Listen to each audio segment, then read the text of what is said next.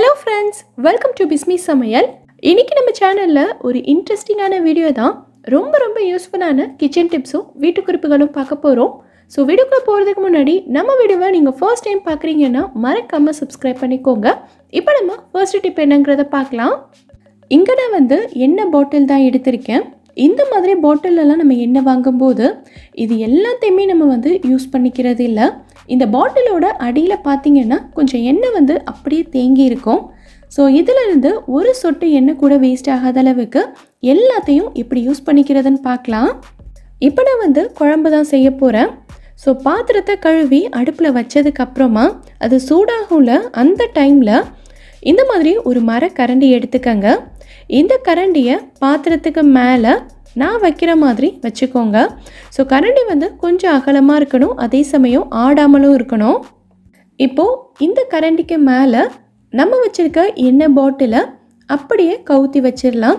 So பாட்டில் விழுகாத அளவுக்கு கரெக்டாக பார்த்து வைங்க.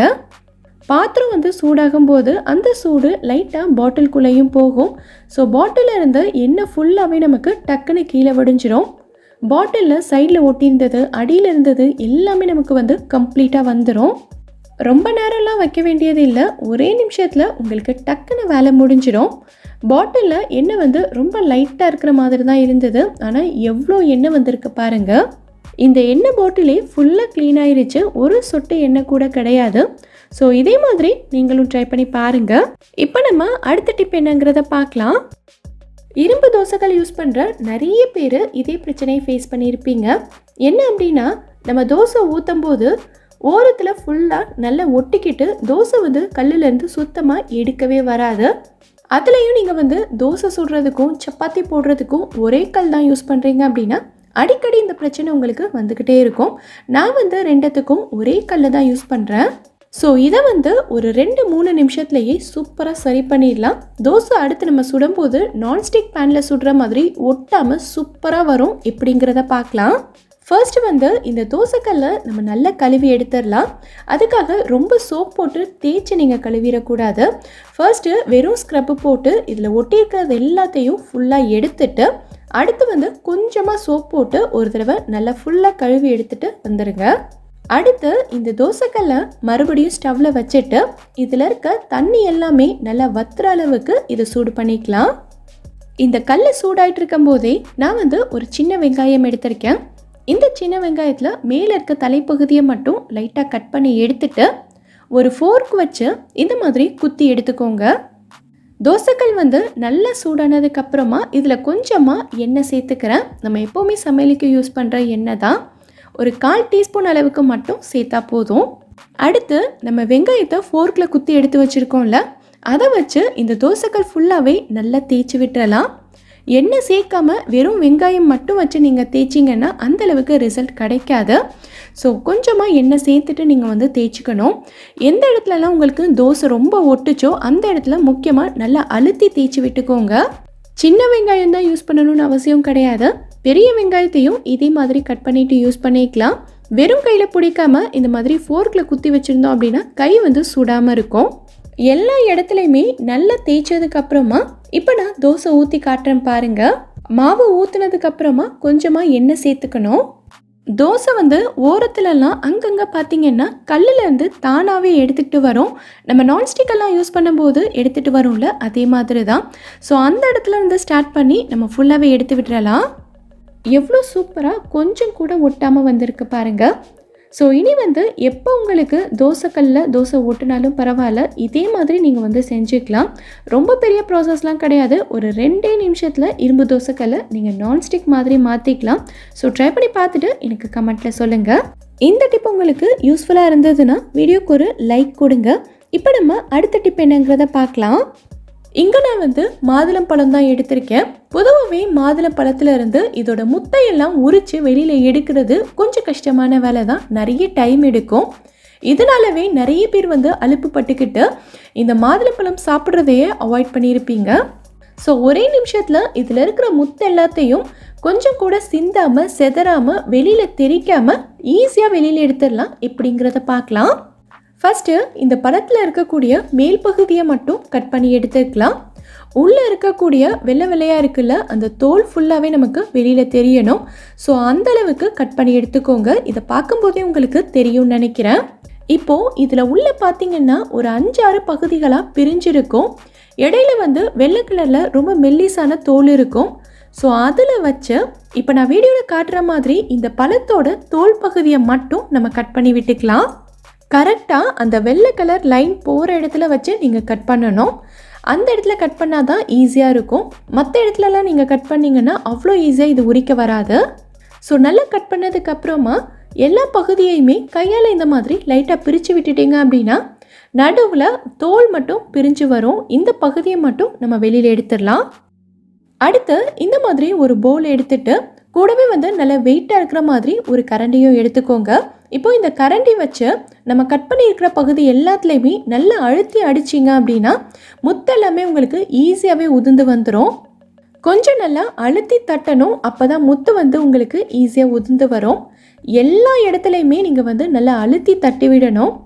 ஒரு 30 செகண்ட்க்கு நீங்கள் தட்டினாலே போதும். எல்லா முத்துமே உங்களுக்கு ஈஸியாக கீழே கொட்டிடும். நான் காட்டுறேன் பாருங்கள் எவ்வளோ சூப்பராக வந்திருக்குன்னு. 1-2 முத்து மட்டும் இந்த தோல்லையே அங்கங்கே ஒட்டிகிட்டு இருக்கும். ஸோ அதை மட்டும் நம்ம கையால் எடுத்துக்கலாம். இந்த பவுல்லையுமே நமக்கு கொஞ்சம் சின்ன சின்ன தோல் மட்டும்தான் உதிர்ந்து வந்திருக்கும். இதையும் நம்ம எடுத்து போட்டுடலாம். ஸோ அவ்வளோதான், ஒரே நிமிஷத்தில் வேலை முடிஞ்சிருச்சு. நீங்களும் ட்ரை பண்ணி பாருங்கள். இப்போ நம்ம அடுத்த டிப் என்னங்கிறத பார்க்கலாம். டெய்லியுமே நம்ம சமையலுக்கு நிறைய காயெல்லாம் கட் பண்ணுறோம் இல்லையா? சாதாரணமாக நம்ம வெங்காயம், தக்காளி, பூண்டு இதெல்லாம் உரிச்சாலே அந்த தோலை வேஸ்ட்டாக குப்பையில் தான் தூக்கி போடுவோம். ஸோ இதெல்லாத்தையும் நம்ம வேஸ்ட்டாக தூக்கி போடாமல் அந்தந்த அன்னைக்கு கட் பண்ணுற காய், பழங்களோட தோல் எல்லாத்தையும் நம்ம மொத்தமாக கலெக்ட் பண்ணி இந்த மாதிரி ஒரு டப்பாவில் போட்டு வச்சுக்கலாம். இப்போது இந்த டப்பாவில் ஃபுல்லாக தண்ணி ஊற்றிட்டு இதை ஒரு 8லேருந்து 10 மணி நேரத்துக்கு அப்படியே ஊற விட்டுருங்க. இல்லை நீங்கள் ஒரு நாள் ஃபுல்லாகவே வைக்கிறதா இருந்தாலும் வச்சுக்கலாம். அடுத்து நல்லா ஊறினதுக்கு அப்புறமா இதில் இருக்க தோல் எல்லாத்தையும் நீங்கள் எடுத்துட்டு வெறும் தண்ணியை மட்டும் உங்கள் வீட்டில் இருக்கிற மரம், செடி, கொடிகளுக்கு நீங்கள் ஊற்றிட்டு வரலாம். முக்கியமாக பூ பூக்கிற செடிகளுக்கெல்லாம் ஊற்றுனீங்கன்னா உங்களுக்கு சூப்பரான ரிசல்ட் கிடைக்கும். இது ஒரு இயற்கையான உரம்னே சொல்லலாம். பழங்கள், காய்கறிகளில் இருக்க சத்துக்களுமே நமக்கு செடி கொடிகளுக்கு போய் சேரும். இல்லை நீங்கள் வெறுமனே மணி பிளான்ட் மட்டும்தான் வச்சுருக்கீங்கன்னா அதுக்கும் யூஸ் பண்ணிக்கலாம். செடிகள் நல்லா செழிப்பாக வளரும். ட்ரை பண்ணி பாருங்கள்.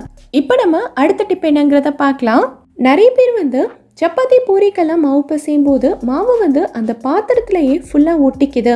அடுத்து அந்த பாத்திரத்தை கழுவுறதுக்கே கஷ்டமாக இருக்குன்னு சொல்லியிருக்கீங்க. ஸோ மாவு உங்களுக்கு பாத்திரத்தில் கொஞ்சம் கூட ஒட்டாது. நீங்கள் மாவு பிசைஞ்ச தடமே தெரியாத அளவுக்கு அவ்வளோ சூப்பராக பாத்திரம் நல்லா நீட்டாக இருக்கிற மாதிரி எப்படி மாவு பிசைறதுன்னு பார்க்கலாம். இது ரொம்ப ரொம்ப சிம்பிளான விஷயந்தான். ஃபர்ஸ்ட் நீங்கள் மாவு பிசைய போகிற பாத்திரத்தில் லைட்டாக எண்ணெய் அப்ளை பண்ணிக்கோங்க. பாத்திரத்தோட அடியில், சைடில் எல்லா இடத்துலையுமே நம்ம ஃபுல்லாக எண்ணெய் அப்ளை பண்ணிக்கலாம். அடுத்து நம்ம மாவு பிசைகிறதுக்கு தேவையான தண்ணி சேர்க்க போகிறோம். தண்ணியோட அளவு தோராயமாக தான் நான் சேர்க்குறேன். 1 கப் அளவுக்கு மாவு எடுக்கிறீங்கன்னா 1/2 கப் தண்ணி போதும். இல்லை நீங்கள் 2 கப் மாவு எடுத்தீங்கன்னா 1 கப் தண்ணி சேர்த்துக்கோங்க. நமக்கு தண்ணி பத்தலை அப்படின்னா கடைசியாக நம்ம சேர்த்துக்கலாம். அடுத்து இதுக்கு தேவையான உப்பு சேர்த்து நல்லா கலந்து விட்டதுக்கு அப்புறமா நம்ம மாவு சேர்த்துக்கலாம். மாவு சேர்த்துட்டு நீங்கள் ஃபஸ்ட்டு ஸ்பூனால் லைட்டாக கலந்து விட்டுட்டு தண்ணி எல்லாமே உறிஞ்சினதுக்கு அப்புறமா கை வச்சு நம்ம பிசைஞ்சிக்கலாம். பிசையும் போதே சைடில் இருக்கிறது எல்லாத்தையும் எடுத்து விட்டு பிசையணும். நம்ம ஏற்கனவே பாத்திரத்தில் எண்ணெய் அப்ளை பண்ணியிருந்ததுனால ரொம்பலாம் ஒட்டாது. லைட்டாக நீங்கள் தேய்ச்சிங்கனாலே ஈஸியாக வந்துடும். ஸோ இதை பிசைஞ்சு முடிக்கும்போது கையிலையும் நமக்கு மாவு ஒட்டாது, பாத்திரமும் நல்லா க்ளீனாக இருக்கும். இந்த சப்பாத்தி மாவுமே உங்களுக்கு அவ்வளோ சாஃப்டாக வந்திருக்கும். ஸோ ட்ரை பண்ணி பாருங்கள்.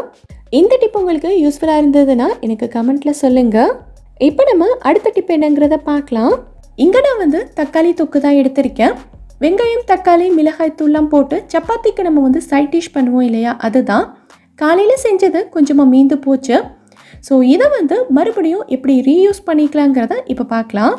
இதை நைட்டுக்கு வச்சாலும் கண்டிப்பாக யாருமே சாப்பிட மாட்டாங்க. ஆனால் இதை நம்ம வேஸ்ட் பண்ணவும் முடியாது இல்லையா? ஸோ என்ன பண்ண போகிறேன்னா இங்கே நான் வந்து குழம்பு தான் செஞ்சிட்ருக்கேன். எல்லா குழம்புக்குமே கண்டிப்பாக நம்ம வெங்காயம் தக்காளி சேர்த்து வதக்குவோம் இல்லையா?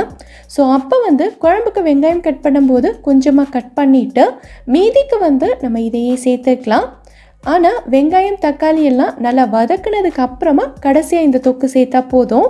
ஸோ வெங்காயமும் தக்காளியும் நல்லா வதக்குனதுக்கு அப்புறமா இதை சேர்த்து இதையுமே நல்லா கலந்து விட்டுக்கிறேன். ஆனால் நீங்கள் வந்து காரம் சேர்க்கும்போது பார்த்து சேர்க்கணும். ஏன்னா இதுலேயும் நம்ம வந்து லைட்டாக மிளகாத்தூள் பச்சை மிளகாலாம் போட்டிருப்போம். ஸோ காரத்தை வந்து கம்மி பண்ணி சேர்த்துக்கோங்க. குழம்பு வகைகளுக்கு மட்டும் இல்லை, நீங்கள் வந்து தக்காளி சட்னி இல்லை கார சட்னி எல்லாம் செய்ய போகிறீங்க அப்படின்னா அதுலேயுமே இதை சேர்த்து வதக்கிக்கலாம். ஸோ நம்ம வீட்டில் செய்கிற சாப்பாடு எதையுமே கொஞ்சம் கூட வேஸ்ட் பண்ணாமல் எல்லாத்தையுமே யூஸ் பண்ணிக்கிட்ட மாதிரி ஆயிடுச்சு. இந்த டிப் உங்களுக்கு பிடிச்சிருந்தா நம்ம சேனலை சப்ஸ்கிரைப் பண்ணிக்கோங்க. இந்த வீடியோவில் நான் சொல்லியிருக்க டிப்ஸ் எல்லாமே உங்களுக்கு ரொம்பவே யூஸ்ஃபுல்லாக இருந்திருக்கும்னு நினைக்கிறேன். இதிலேருந்து ஏதாவது ஒரு டிப் உங்களுக்கு யூஸ்ஃபுல்லாக இருந்தாலும் மறக்காமல் எனக்கு கமெண்ட்டில் சொல்லுங்கள். இந்த வீடியோ பிடிச்சிருந்தா லைக் பண்ணுங்கள். உங்கள் ஃப்ரெண்ட்ஸ் உங்கள் ஃபேமிலி மெம்பர்ஸ்க்கு இந்த வீடியோ யூஸ்ஃபுல்லாக இருக்கும்னு நினச்சிங்கன்னா கண்டிப்பாக ஷேர் பண்ணுங்கள். மறக்காமல் நம்ம பிஸ்மி சமையலுக்கு சப்ஸ்கிரைப் பண்ணிவிட்டு பக்கத்தில் இருக்கக்கூடிய பெல் ஐக்கானில் ஆப்ஷன் ஆலும் கிளிக் பண்ணுங்கள். தேங்க்யூ.